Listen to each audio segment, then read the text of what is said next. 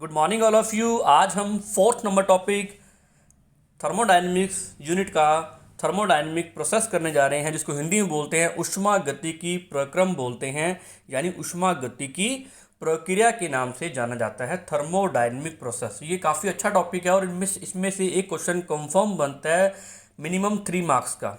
Minimum 3 marks का question बनता है। गुड मॉर्निंग बच्चों, आज हम स्टार्ट करने जा रहे हैं न्यू टॉपिक जिसका नाम है थर्मोडायनेमिक प्रोसेस यानी ऊष्मागतिकी प्रक्रम। पहले हमने थर्ड वन जो टॉपिक किया था उसका नाम था थर्मोडायनेमिक वेरिएबल्स यानी ऊष्मागतिकी चर। अब इसकी अपने डेफिनेशन करते हैं बच्चों।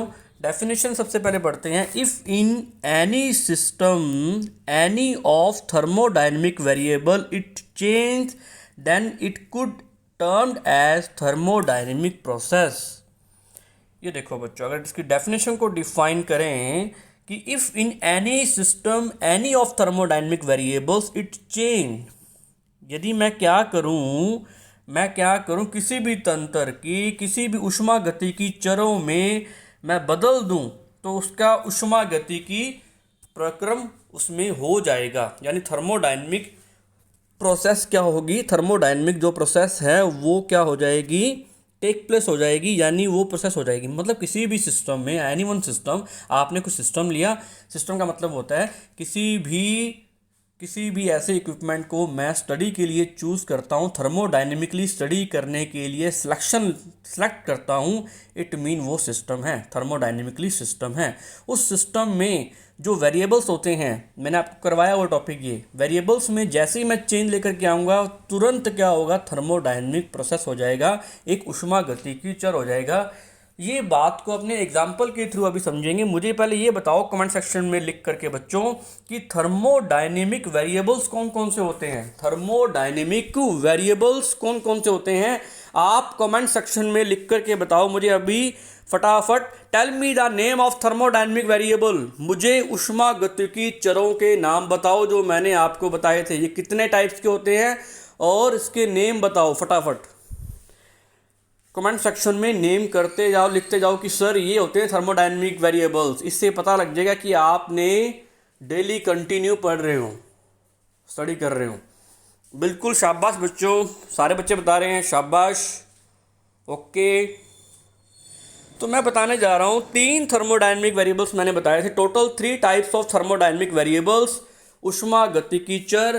पहला होता है pressure, volume and third one temperature, जो डिफाइन करने में काम आता है किसी भी सिस्टम को डिफाइन करना हो, किसी भी सिस्टम की स्टेट को डिफाइन करना हो, किसी भी तंत्र की अवस्था को परिभाषित करना हो, उसको थर्मोडायनेमिक वेरिएबल्स या ऊष्मागतिकी चर कहते हैं। पहला दाब है, दूसरा आयतन है, तीसरा तापमान, प्रेशर, वॉल्यूम और टेम्परेचर।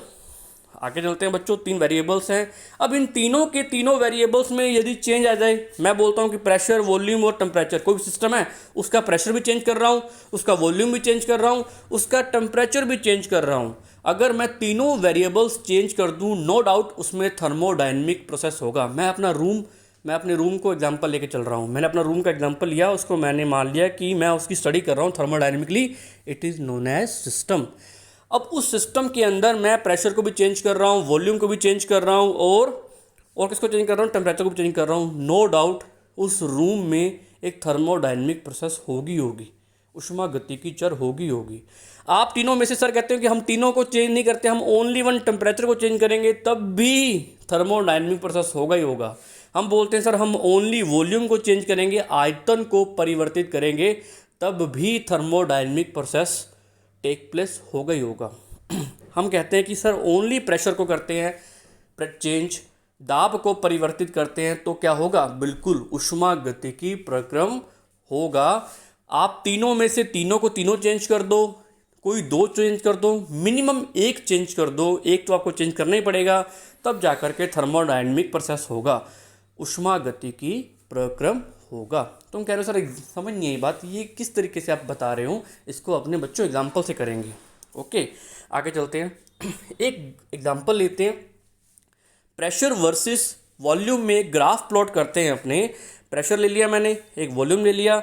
मैं एक सिस्टम की स्टडी कर रहा हूँ जिसके अंदर गैस भरी हुई है, सबसे पहले केस फर्स्ट देखते हैं। सबसे पहले क्या देखते हैं? केस फर्स्ट, जहां गैस का pressure is equal to 1 atmosphere है और volume is equal to 5 ml है। वॉल्यूम इज इक्वल टू क्या है? 5 ml और गैस का प्रेशर क्या है? 1 एटमोसफियर। अगर मैं एग्जांपल लूँ, अगर मैं यहाँ पर एज्यूम करूँ कि यहाँ पर मैं क्या ले रहा हूँ? प्रेशर ले रहा हूँ 1 एटमोसफियर, यहाँ 2 एटमोसफियर, यहाँ 3 एटमोसफियर। एक मिनट रुको बच्चों, यहाँ 1, यहाँ 2, यहाँ 3, यहाँ 4 और यहाँ 5। ठीक है, मैंने एज्यूम कर लिया 1 ATM यानी 1 वायुमंडलीय प्रेशर, 2 3 4 5। और यहाँ पर मैंने क्या मान लिया? इसको ml की फॉर्म में ले लिया। 1 ml, 2 ml, 3 ml and 4 ml and 5 ml, 5 ml। 1 1 and 2 and 3 and 4 and 5। ठीक है, अब यहाँ पर तो मैं क्या ले रहा हूँ? आयतन ले रहा हूँ। यहाँ पर क्या ले रहा हूँ? मैं दाब ले रहा हूँ। मैं दाब और आयतन के बीच में ग्राफ समझाने की कोशिश कर रहा हूँ आपको, यानी प्रेशर और वॉल्यूम के बीच में ग्राफ प्लॉट कर रहा हूँ। इस कंडीशन, फर्स्ट कंडीशन में pressure is equal to 1 atmosphere, तो आपको पता है कि ये ग्राफ कहाँ बन करके आएगा? If pressure is equal to 1 atmosphere, volume is equal to 5 ml। अगर volume is equal to 5 ml है, इट मीन यहाँ पर ये आएगा, यहाँ पर ये डॉट बनेगा। अगर मैं डॉट बनाऊँ तो कहाँ बनेगा बच्चों? डॉट कहाँ बनेगा? अगर अपने डॉट बनाएं तो यहाँ वो डॉट अपने को मिलेगा। समझ आए बच्चों बात? यहाँ पर क्या है? 5 ml उसका क्या है? प्रेशर, और 5 ml उसका क्या है? वॉल्यूम है, और 1 ml क्या है उसका?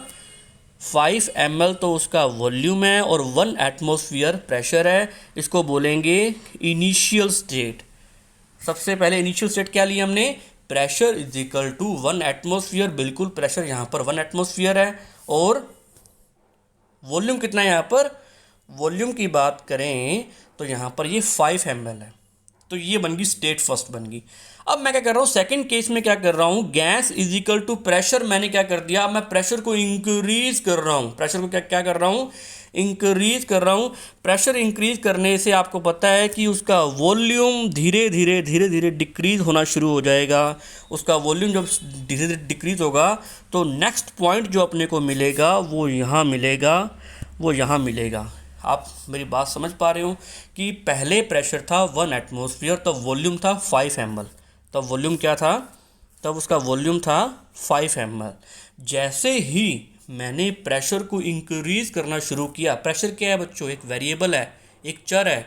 मैं चर के मान में परिवर्तन ला रहा हूँ, मैं वेरिएबल को चेंज कर रहा हूँ। जैसे मैंने वेरिएबल 1 एटमोसफियर से प्रेशर बढ़ा करके इंक्रीज करके 5 एटमोसफियर कर दिया, और आपको पता है कि जब प्रेशर गैस पे इंक्रीज किया जाता है तो उसका वॉल्यूम कम होता है। अंडरस्टूड सी बात है, हमें पता है ये बात। तो उसका वॉल्यूम कहाँ तक पहुँच गया? 1 ml तक पहुँच गया। और हमें कहाँ मिल गया ग्राफ? हमें यहाँ एक पॉइंट मिल गया। तो ये होगी इसकी फाइनल स्टेट। ये यहाँ क्या होगी? इसकी इनिशियल स्टेट। ये क्या होगी? इसकी फाइनल स्टेट। समझ आ रही बच्चों बात? अब इनिशियल स्टेट पे उसका प्रेशर क्या था? 1 एटमोसफियर, और फाइनल स्टेट पे उसका प्रेशर क्या है? 5 एटमोसफियर। इनिशियल से फाइनल स्टेट में चला गया due to change in variables. अगर उष्मागतिकी चरों में परिवर्तन लाऊं तो ये इनिशियल से फाइनल स्टेट में चला जाता है। इट मीन एक स्टेट से दूसरी स्टेट में चला गया, यानी अवस्था परिवर्तन हो गया, स्टेट में चेंज आ गया। It is known as thermodynamic process. इसको बोलते हैं थर्मोडायनेमिक प्रोसेस। ये हो गया उष्मागतिकी प्रक्रम। यही हुआ है बच्चों। समझ आई बच्चों बात? ये उष्मागतिकी प्रक्रम हो गया जिससे इनिशियल से वो फाइनल स्टेट में एंटर कर गया। अब बात ये आती है कि सर ये इनिशियल से फाइनल स्टेट में क्या ये इसका जो पाथ क्या होगा? ये किस पाथ से जाएगा? ये इस पाथ से जाएगा, ये इस पाथ से जाएगा, इस पाथ से जाएगा। बच्चों इसके बहुत सारे पाथ होंगे। There are infinite paths, there are infinite paths. ये अनंत पाथ से जा सकता है, अनंत तरीकों से जा सकता है इस पॉइंट तक पहुंचने के लिए। अब तुमको सर ये पाथ क्या होते हैं? ये पाथ भी बाद में आएगा टॉपिक एक, उसमें आपको पाथ के बारे में एक्सप्लेन किया जाएगा। तो बच्चों ग्राफ समझ में आई बात? प्रेशर 1 एटमोसफियर था, वॉल्यूम 5 ml था। मैंने प्रेशर को इंक्रीज कर दिया और वॉल्यूम ऑटोमेटिकली डिक्रीज होने शुरू हो गया। तो ये इनिशियल से कहाँ चला गया? ये इनिशियल से फाइनल स्टेट में चला गया। तो इसकी स्टेट में चेंज आ गया, इसकी फेज में चेंज आ गया, यानी अवस्था परिवर्तन हो गया। और due to change in variable, जब स्टेट में चेंज आता है, उसकी अवस्था में परिवर्तन आता है चरों के बदलाव के कारण, उसी को क्या बोलते हैं अपने थर्मोडायनेमिक प्रोसेस बोलते हैं। यही ऊष्मागतिकी प्रक्रम कहलाता है। ऊष्मागतिकी प्रक्रम बहुत प्रकार के होते हैं। There are infinite types of process, लेकिन हमको इंपॉर्टेंट टॉपिक में करने हैं। मेनली जो हमारे सिलेबस में हैं वो 4 टाइप्स के हैं, ठीक है। डिफरेंट टाइप्स के आएंगे। पहले आपने पढ़ेंगे 4 टाइप्स के, उसके बाद 2 टाइप एक और आएंगे, फिर उसके बाद 2 टाइप और आएंगे। इस तरीके से हमने टोटल 8 थर्मोडायनेमिक प्रोसेस हमने सिलेबस में पढ़ने हैं, जो हमारे लिए मोस्ट इंपॉर्टेंट टॉपिक है। चलो आगे चलते हैं बच्चों। एक और डेफिनेशन बन के आ गई इसकी, on the other words when the thermodynamic system change from one state to another state. ये अभी हम प्रैक्टिकल करके आए हैं। वन स्टेट से अनदर स्टेट में जब कोई सिस्टम कन्वर्ट होता है, चेंज होता है, it is called thermodynamic process. जब ऊष्मागतिकी तंत्र एक अवस्था से दूसरे अवस्था में बदल जाता है तो उसको ऊष्मागतिकी प्रक्रम कहा जाता है। ये सेकंड डेफिनेशन बच्चों निकल के आई है थर्मोडायनेमिक प्रोसेस की। इसको भी आप नोट डाउन कर लो। इंग्लिश मीडियम वाले बच्चे इंग्लिश में नोट करेंगे, हिंदी मीडियम वाले बच्चे हिंदी में नोट करेंगे। और कोशिश करो दोनों बच्चे जो बोथ मीडियम के हैं वो टर्म्स को हिंदी में और इंग्लिश दोनों में याद करो, उसका बेनिफिट मिलता ही मिलता है। चलो बच्चों आगे चलते हैं। There are mainly 4 kinds of thermodynamic process. मुख्य रूप से ऊष्मागतिकी प्रक्रम 4 प्रकार के होते हैं। फर्स्ट ऑफ ऑल आइसोथर्मल, याद रख लो इसको, आइसोथर्मल प्रोसेस, समतापीय प्रक्रम। सेकंड टाइप आइसोकोरिक प्रोसेस, समआयतनी प्रक्रम। थर्ड वन आइसोबारिक प्रोसेस, समदाबीय प्रक्रम। फोर्थ वन एडियाबैटिक प्रोसेस यानी रुद्धोष्मीय प्रक्रम। इसके बारे में अपने डिटेल में स्टडी करने जा रहे हैं बच्चों आगे। फर्स्ट ऑफ ऑल आपकी स्क्रीन पे आने जा रहा है आइसोथर्मल प्रोसेस में, जिसको हिंदी बोलते हैं समतापीय प्रक्रम। आइसो का मीन क्या होता है? सेम। आइसो का मीन क्या होता है? सेम। टेम्परेचर का मीन क्या, थर्मल का मीन क्या होता है? टेम्परेचर। हिंदी में बोलें तो आइसो का मतलब समान, और इसका मतलब क्या होता है? थर्मल का तापमान, ठीक है। आइसो का मतलब सेम, थर्मल का मतलब टेम्परेचर। जिसका टेम्परेचर सेम रहता है, जिसका टेम्परेचर कांस्टेंट रहता है, it is known as isothermal process. ऐसा सिस्टम, मान लो मैं अपने रूम की स्टडी कर रहा हूँ, जिसको मैंने थर्मोडायनेमिकली सिस्टम लेके चल रहा हूँ, मैं अपने रूम को ऊष्मागतिकी तंत्र के रूप में अध्ययन कर रहा हूँ, तो मेरे रूम का मैंने टेम्परेचर क्या कर दिया? कांस्टेंट कर दिया। क्या कर दिया? कांस्टेंट कर दिया, नियत कर दिया। नियत करने पर आपको पता है कि मेरा जो टेम्परेचर है वो सेम हो गया, वो बदलेगा नहीं, चेंज नहीं होगा। सेम टेम्परेचर करने पर हमने क्या किया? एक वेरिएबल, तीनों वेरिएबल्स में एक वेरिएबल को हमने बना दिया कांस्टेंट, दूसरा वेरिएबल कांस्टेंट नहीं है बाकी वेरिएबल। तो इट मीन समान तापमान होने पर जो प्रोसेस होगा, घटित होगा, जो प्रोसेस टेक प्लेस होगा, उसको क्या बोलेंगे? अपने isothermal process. It is known as isothermal process. आपको एग्जाम में ऐसे लिख के आना बच्चों, आइसो मीन सेम, थर्मल मतलब टेम्परेचर।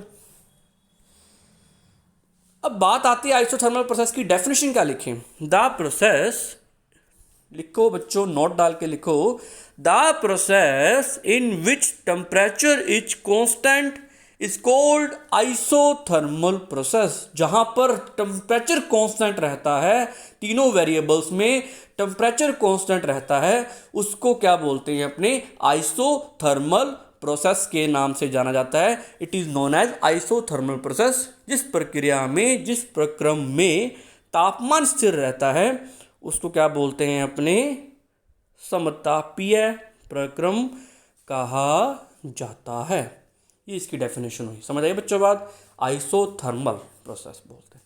बच्चों किसी के दिमाग में आइसोथर्मल का एग्जाम्पल आ रहा हो तो आप मुझे कमेंट सेक्शन में लिख के बताओ फटाफट कि एग्जाम्पल ऑफ आइसोथर्मल, ऐसा कौन सा एग्जाम्पल है जो आइसोथर्मल का एग्जाम्पल सूट करता है? आइसोथर्मल का एग्जाम्पल कमेंट सेक्शन में सारे बच्चे आंसर दीजिए कि this is the example of isothermal process. समतापीय प्रक्रम का उदाहरण दे करके बताओ बच्चों कमेंट सेक्शन में। अभी चेक कर रहा हूँ, आपको तुरंत रिप्लाई मिलेगा। मैं तो बताऊंगा बाद में। चलो आगे चलते हैं। आइसोथर्मल की डेफिनेशन और इलेबोरेट करके इसको अपने पढ़ते हैं केमिस्ट्री की लैंग्वेज में। The process in which temperature is constant is called isothermal process. पढ़ लिया। It mean in each and every step, each step of process temperature remain constant. Her step पे टेम्परेचर कॉन्स्टेंट रहेगा। इसका मतलब प्रक्रिया के प्रत्येक चरण में टेम्परेचर जो होगा वो कैसा रहेगा, कांस्टेंट रहेगा, नियत रहेगा, स्थिर रहेगा। टेम्परेचर में कोई बदलाव नहीं होगा। उसी को समतापीय प्रक्रम कहते हैं। इसी तरीके से आपको नोट्स बनाने हैं, बिल्कुल पर्टिकुलर टू द पॉइंट आपने डेफिनेशन देनी है और टू द पॉइंट बात करनी है। चलते हैं आगे बच्चों। अब इसका देखते हैं इक्वेशन क्या सेट बैठती है। अगर इसको हम इक्वेशन की फॉर्म में डिफाइन करें आइसोथर्मल सिस्टम को अगर हम डिफाइन करें, प्रोसेस को डिफाइन करें, समतापीय प्रक्रम को समीकरणों के रूप में दर्शाएं, तो आपको पता है टेम्परेचर इज इक्वल टू क्या होता है, constant. Temperature is equal to constant. Temperature में कोई चेंज नहीं आएगा, तो इसका मतलब टेम्परेचर में चेंज नहीं आएगा तो डेल्टा टी, डेल्टा मतलब क्या होता है, चेंज इन टेम्परेचर क्या होगा, is equal to zero. Change in temperature क्या होगा, इज इक्वल टू जीरो। कोई टेम्परेचर में चेंज नहीं आएगा, यही हमारी डेफिनेशन है। डेफिनेशन के साथ आपको बच्चों इक्वेशंस भी लिख के आनी है। अब आती है बात कि ई क्या है सर, ये आप जो हम लिखा है E is equal to constant. बच्चों ई का मतलब होता है इंटरनल एनर्जी। ई का मतलब क्या होता है, इंटरनल एनर्जी। यानी बात करें इंटरनल एनर्जी को क्या बोलेंगे अपने, आंतरिक ऊर्जा। अगर हिंदी में बोलें तो इसको आंतरिक ऊर्जा भी नियत रहती है उसकी। इंटरनल एनर्जी भी उसकी क्या रहती है, कांस्टेंट रहती है।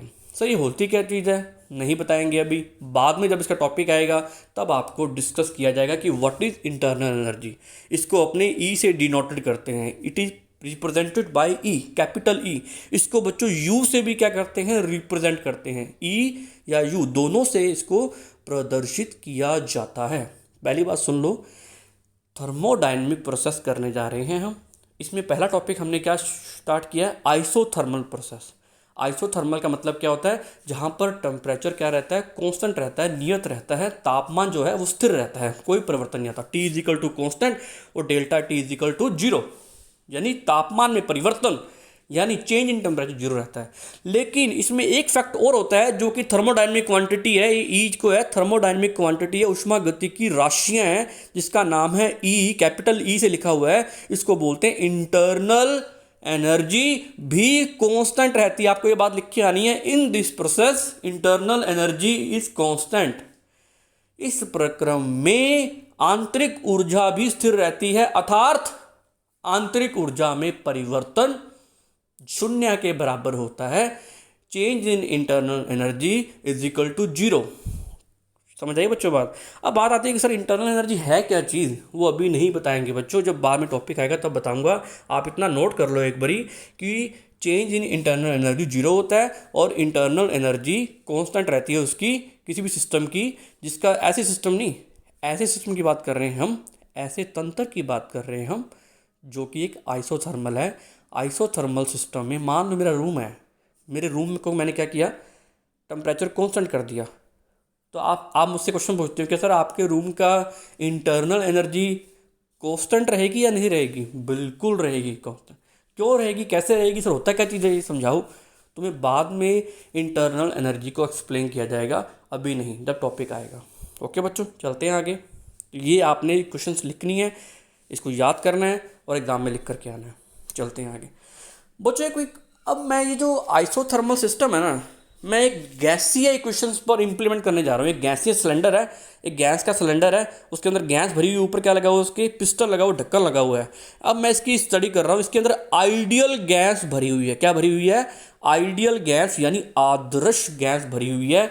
इसकी मैं स्टडी करने जा रहा हूँ। इस पर मैं थर्मोडायनेमिक सिस्टम, जिसको मैंने माना है ना, उस पर मैं आइसोथर्मल की कंडीशंस इंप्लीमेंट करने जा रहा हूँ। If implement conditions on ideal gas equation, यदि मैं आइसोथर्मल की कंडीशंस को मैं इंप्लीमेंट करूं, किस पे इंप्लीमेंट करूं? आइडियल गैस इक्वेशन पे, आदर्श गैस समीकरण पे, समतापीय प्रक्रम के वेरिएबल्स और कांस्टेंट को मैं इंप्लीमेंट करने जा रहा हूं।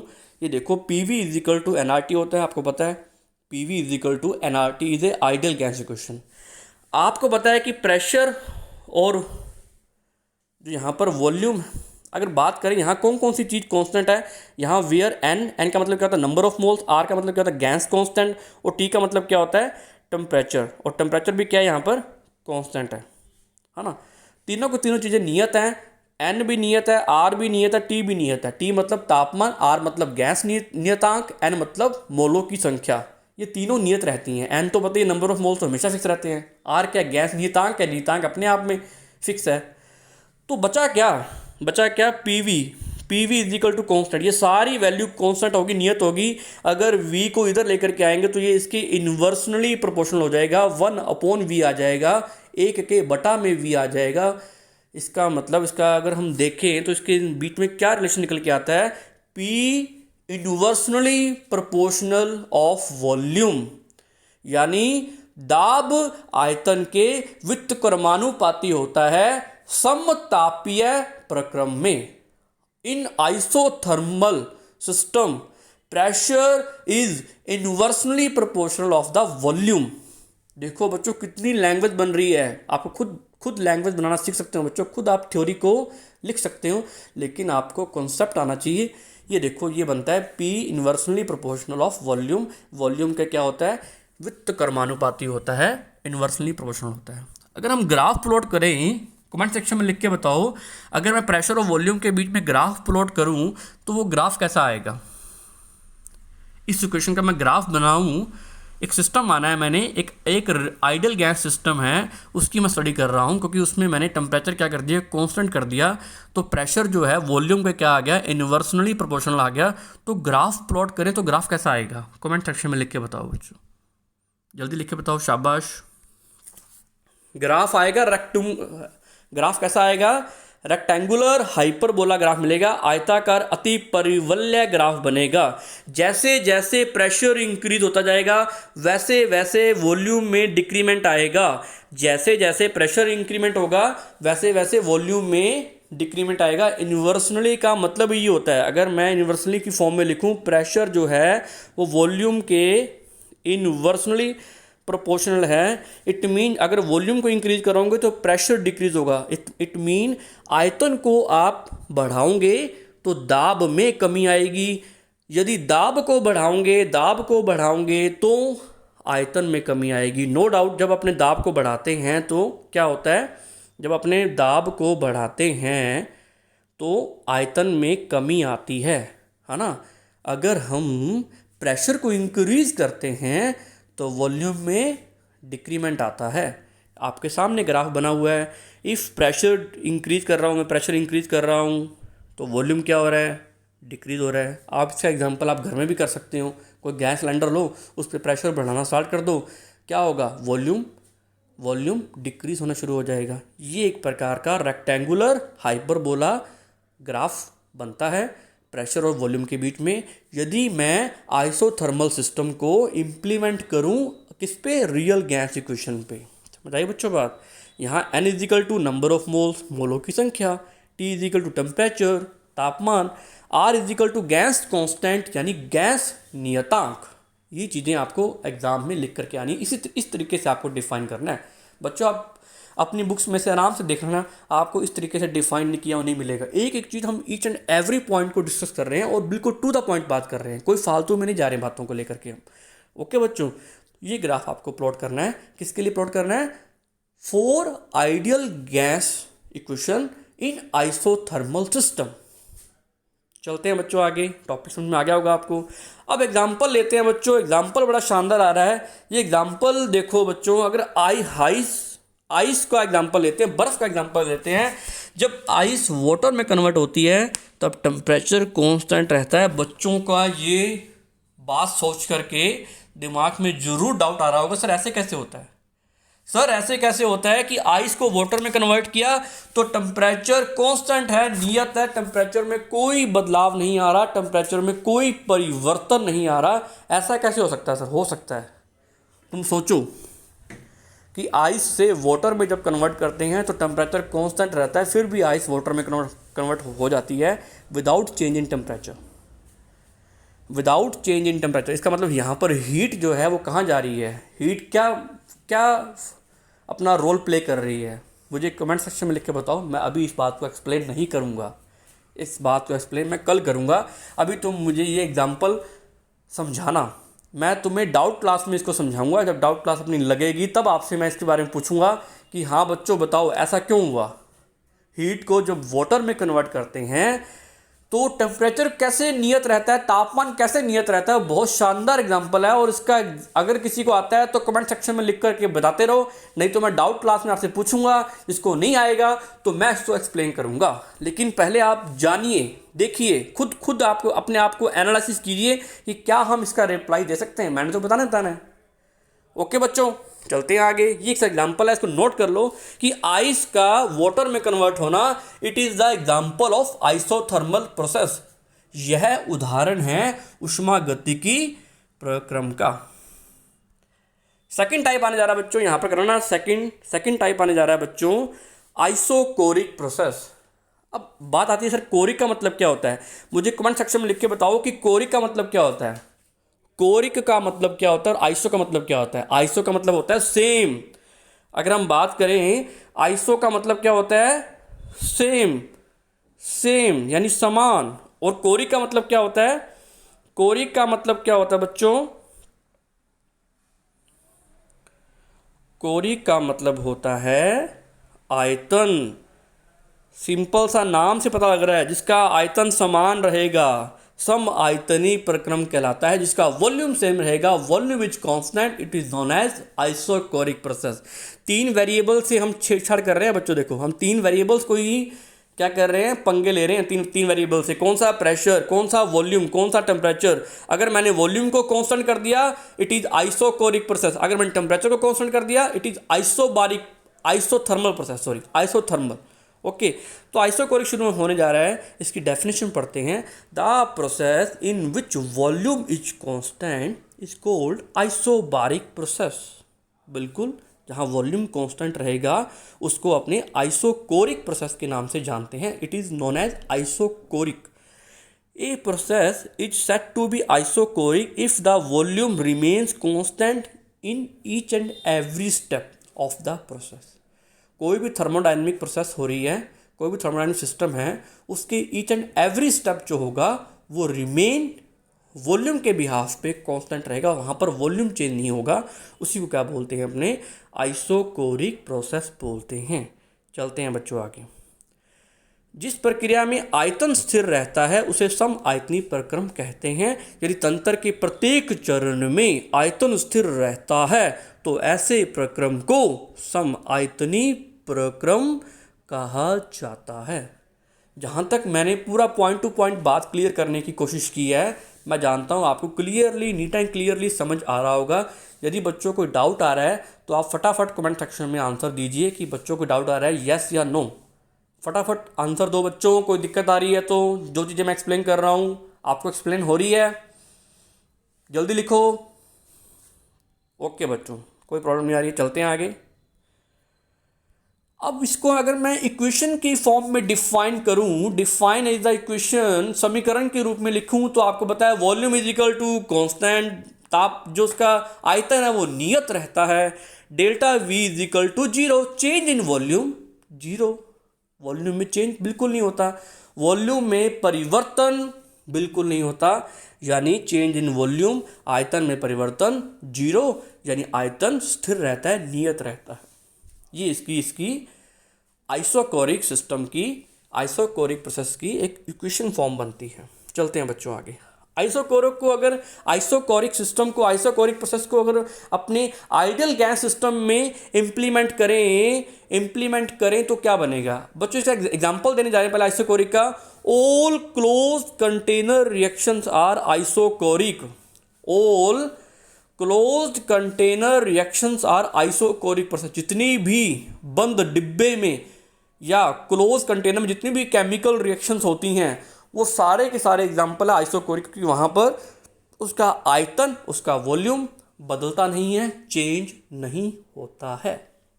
ओके, सभी बंद कंटेनर वाली रासायनिक अभिक्रियाएं समआयतनी प्रक्रम के उदाहरण हैं।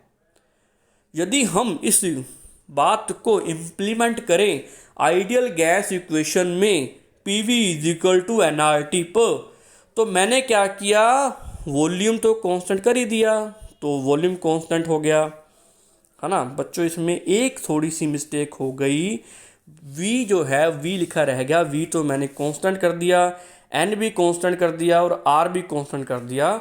तो जो प्रेशर का जो ग्राफ बनेगा इसमें आइसोकोरिक में, वो क्या होगा, ये इसको सही कर लो बच्चों, इसको करेक्ट कर लो, मेरे लिखने में गलती हो गई। Pressure directly proportional to temperature.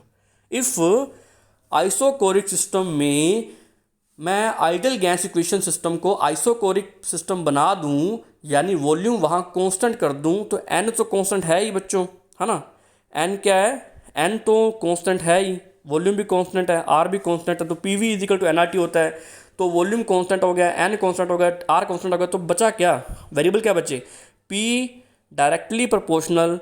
आपको बताया जब सारे के सारे कांस्टेंट के सिंबल को जब हटाते हैं तो आपको बताया डायरेक्टली प्रोपोर्शनल वाला सिंबल आ जाता है, यानी समानुपाती वाला चिन्ह आ जाता है जब नियतांकों को हटाते हैं। तो प्रेशर समानुपाती होता है टेम्परेचर के, डायरेक्टली प्रोपोर्शनल होता है किसके, टेम्परेचर। तो इसको आप बच्चों सही कर लो, ये मेरी मिस्टेक रहेगी, मैंने यहाँ V छोड़ दिया, यहाँ V नहीं आएगा, ठीक है, यहाँ V नहीं आएगा।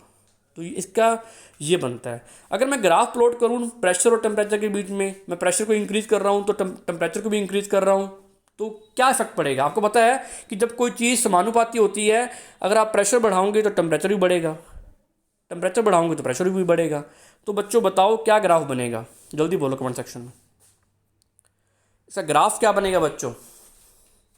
अगर हम ग्राफ प्लॉट करें प्रेशर और टेम्परेचर के बीच में, तो ग्राफ बनेगा स्ट्रेट लाइन। क्या बनेगा, एक स्ट्रेट लाइन बनेगी। प्रेशर को इंक्रीज कर रहा हूं मैं तो साथ साथ टेम्परेचर भी इंक्रीज हो रहा है, तो इस तरीके से ये स्ट्रेट लाइन एक ग्राफ बनता है इन आइडियल गैस इक्वेशन में। इन क्लोज कंटेनर रिएक्शंस में, बंद डिब्बे वाली अभिक्रियाओं में इस तरीके का ग्राफ बनता है यदि हम आयतन को नियत कर दें, यानी वॉल्यूम को कांस्टेंट कर दें। ओके बच्चों, ये होगा हमारा आइसोकोरिक प्रोसेस कंप्लीट हुआ। एग्जाम्पल आपको मैंने करवा दिया, all close container reactions is the example of isochoric process. सभी बंद कंटेनर में होने वाली अभिक्रियाएं समआयतनी प्रक्रम के उदाहरण हैं। ये ग्राफ भी बन गया, हम इसको आइडियल गैस में हमने इम्प्लीमेंट भी कर लिया, आदर्श गैस समीकरण पर हमने इसको इम्प्लीमेंट भी कर लिया। बच्चों ये टॉपिक हुआ कंप्लीट आपका, और उसके बाद आप न्यू टॉपिक स्टार्ट करेंगे, कल इसके जो अनदर टाइप्स ऑफ सिस्टम हैं, अनदर टाइप्स ऑफ प्रोसेस हैं, जो दूसरे प्रक्रम के प्रकार हैं, तीसरा और चौथा, उसको कल डिस्कस करेंगे। और बड़े शानदार आपसे एग्जाम्पल पूछूंगा और विद ऑब्जेक्टिव पूछूंगा, आपको बड़ा इंटरेस्ट आएगा। All the best, thank you बच्चों, कल मिलते हैं फिर। Thank you all of you, bye बच्चों। BSc B.Ed second year, BSc second year, आप साथ साथ प्रॉपरली नोट्स भी बनाते जाओ। कल क्लास में पूरी की पूरी बड़ी क्लास लगेगी कल आपकी 40 मिनट की, तो आपको कल अटेंटिव होकर के क्लास अटेंड करनी है। आज अपनी क्लास इतनी लेते हैं। ओके बच्चों, बाय बच्चों, थैंक